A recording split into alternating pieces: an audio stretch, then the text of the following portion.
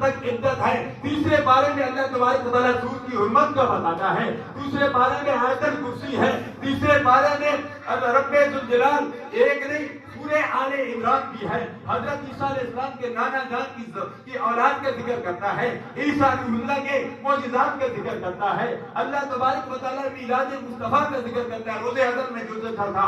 چوتھے پارے میں رب ذوالجلال فرماتا ہے پہلا گھر میں نے پہلا گھر خانہ کعبہ ہے اور خانہ کعبہ کا حج کرو, وہاں طواف کرو. حج کی فرضیت کے ذکر چوتھے پارے میں آتا ہے. اور اسی طرح غزوہ بدر کا ذکر چوتھے پارے میں آتا ہے.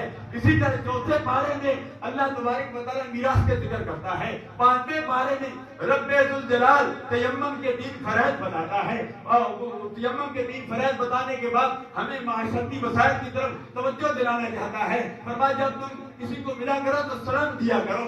قتل کے متعلق فرماتا ہے کہ ایک قتل پوری انسانیت کو قتل کرنے کے مترادف ہے. ایک جان کو بچانا پوری انسانیت کو بچانے کے مترادف ہے. چھٹے پارے میں رب ذوالجلال حضرت آدم علیہ السلام کے 2 بیٹوں کی قربانی کا ذکر کرتا ہے. ایک کی رد ہو جاتی ہے, دوسری کی مردود ہو جاتی ہے. چھٹے پارے میں اللہ فرماتا ہے یہود و نصارہ کا دوست تب رہو تم آپس میں ایک دوسرے کے دوست ہو. 7ویں پارے میں اللہ تبارک و تعالیٰ ابراہیم خلیل اللہ کا واقعہ ذکر کرتا ہے. اسی طرح بہت سارے انبیاء کرام کا 7ویں پارے میں ذکر کرتا ہے. مائدہ دسترخوان کو کہتے ہیں. 8ویں پارے میں سورۃ الاعراف بھی ہے. 8ویں پارے میں اللہ تبارک و تعالیٰ یہ بتانا چاہتا ہے کہ بار بار زیادہ سوال نہ کیا کرو. 8ویں پارے میں اللہ تبارک و تعالیٰ آدم علیہ السلام کا قصہ بیان کرتا ہے.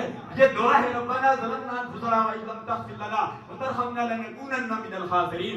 9ویں پارے میں حضرت موسیٰ کلیم اللہ پر جو تورات نازل ہوئی 40 راتوں کا وعدہ کیا تھا تورات نازل کے ذکر کرتا ہے. بلم بغورہ کے ذکر کرتا ہے جس نے موسیٰ کلیم اللہ کے لیے بات دعا کی تھی. اللہ تبارک و تعالیٰ سورۃ الانفال 9ویں پارے میں سورۃ الانفال کا ذکر کرتا ہے. خمس کا ذکر کرتا ہے. رضوان کا ذکر کرتا ہے. 10ویں پارے میں سورہ توبہ ہے. رب ذوالجلال سورہ توبہ میں جہاد کا ذکر کرتا ہے. صدیق اکبر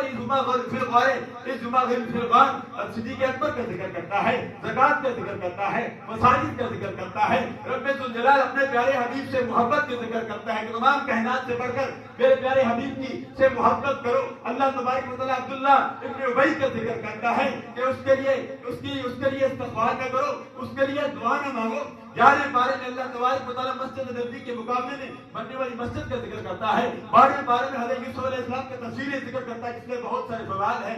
13ویں پارے میں حضرت ابراہیم خلیل اللہ کا رب ذوالجلال پھر تفصیل کا ذکر کرتا ہے. 4ویں پارے میں رب ذوالجلال فرماتا ہے کہ قیامت کے دن پریشان ہوں گے کہ کاش کہ ہم بھی مسلمان ہوتے. 5ویں پارے میں اللہ تبارک و تعالیٰ معراج کا ذکر کرتا ہے. اپنے والدین کے ساتھ حسن سلوک کے ساتھ پیش آؤ. اسی طرح 15ویں پارے میں اللہ تبارک و تعالیٰ اصحاب کہف کا ذکر کرتا ہے. حضرت خضر علیہ السلام اور موسیٰ کلیم اللہ کی ملاقات کا ذکر کرتا ہے. اور اسی طرح 16ویں پارے میں یاجوج ماجوج کا ذکر کرتا ہے. سلطان ذوالقرنین کا ذکر کرتا ہے. حضرت مریم علیہ السلام پورے قرآن میں ایک سورت ہے جس کا نام ایک اللہ کی بندی پر رکھا گیا, حضرت مریم کا ذکر کرتا ہے. 17ویں پارے میں تمام نبیوں کا ذکر کرتا ہے. حج کا ذکر کرتا ہے. 18ویں پارے میں اللہ تبارک و تعالیٰ مومنین کی صفات کا ذکر کرتا ہے. حضرت عائشہ صدیقہ رضی اللہ تعالیٰ عنہ کی شان اجاگر کرتا ہے. 19ویں پارے میں ان انبیاء کرام کا ذکر کرتا ہے جن کی قوم نے انبیاء کرام کو ٹھکرایا, ان پر عذاب آ گیا.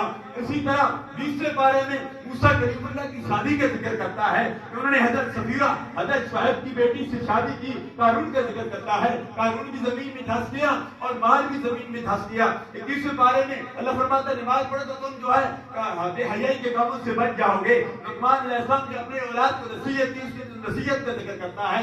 22ویں پارے میں خاتم النبیین امام الانبیاء صلی اللہ علیہ وسلم ختم نبوت کا مسئلہ ہے. 22ویں پارے میں پردے کا ذکر ہے.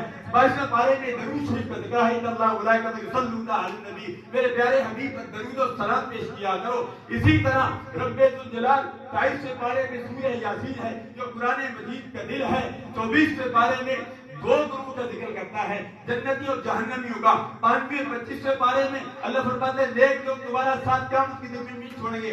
الحل جو میدی بعد لباد العدو الا المتقین. 26ویں پارے میں اللہ تبارک و تعالیٰ فرماتے ہیں ہم نے مسلمانوں کو فتح نصرت سے نواز دیا. 27ویں پارے میں تم میری کون سی نعمت کو ٹھکراؤ گے, میں نے لا تعداد نعمتوں سے نوازا ہے. اگر تمہاری رزق کی فراوانی کم ہے पूरा वाक्य पढ़ लिया करो। 28वें पारे में रब्बे ज़ुल-जलाल फरमाता है जिनके निकाह ना होते हो, मर्द हो या औरत, लड़की हो या लड़का, वो सूरह मुमतहिना पढ़ लिया करो। जुमे के दिन अव्वल वक्त में नमाज पढ़ने के लिए आ जाया करो। मुनाफिक जो है वो उन्होंने इस्लाम को ज्यादा नुकसान दिया, उनकी मुनाफिकत का जिक्र करता है, तलाक का जिक्र करता है। और 29वें पारे में रब्बे ज़ुल-जलाल जिन्हों का जिक्र करता है, बहुत सारे अंबिया करम का जिक्र करता है। हजरत अली मुर्तज़ा रज़ियल्लाहु अन्हु जो 3 रोजे रखते थे उनका जिक्र 29वें पारे में आता है। 30वें पारे में रब्बे ज़ुल-जलाल हज का जिक्र करता है, 10 रातों की कसम उठाता है। रब्बे ज़ुल-जलाल इख्तिताम कर देता है, मिनल जिन्नति वन नास, ऐ माशरे में रहने वालों, इस कुरान मजीद अल्हम से लेकर बन्नास तक अलिफ और कुरान मजीद की इब्तिदा बात से होती है, और सीन को मिला तो बस हो जाता है। फरमाया कुरान मजीद के अलावा और चीज तुम्हारे लिए कोई चीज नहीं है। फरमाया ये कुरान मजीद तुम्हारे लिए बस है। कुरान पर अमल करो तो दुनिया में भी कामयाब हो जाओगे, आखिरत में भी कामयाब हो जाओगे। अल्लाह ताला फिर जमातुल विदा हम सबको साल के बाद फिर नसीब फरमाए, हमारे गुनाहों को माफ फरमाए। आमीन सुना आमीन। तमाम आज़ाद सुन्नत पढ़ लीजिए।